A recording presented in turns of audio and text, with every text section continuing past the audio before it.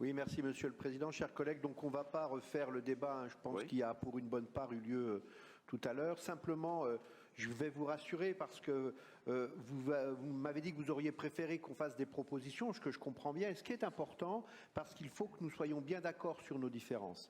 Ne vous faites pas de soucis.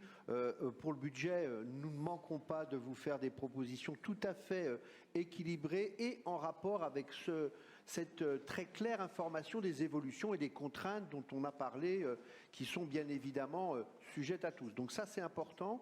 Simplement, j'en profite aussi pour exprimer, ça a été dit à de nombreuses reprises, mon inquiétude par rapport à la plus en plus faible marge de réalité. Ah oui. Et il est pour nous de plus en plus difficile, ne serait-ce que de maîtriser les recettes, mais en plus, du coup, de pouvoir faire des choix stratégiques et politiques sur les dépenses.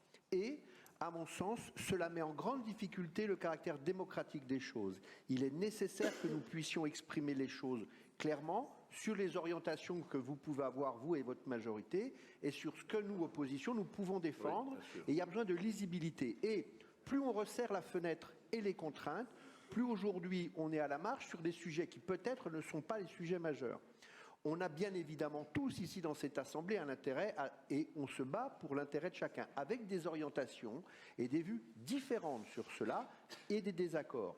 Mais plus on va nous contraindre dans les recettes et les dépenses, plus les dépenses obligatoires apparaîtront et les retraites ne seront plus maîtrisées. Le risque, vous savez, je vous ai entendu à de nombreuses reprises attaquer le fait que certains voulaient faire disparaître les départements.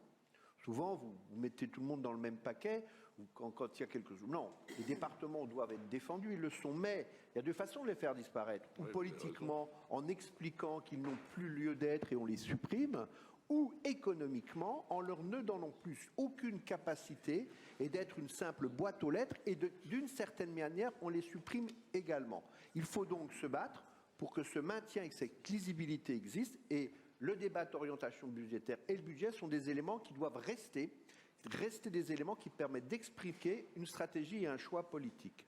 Merci.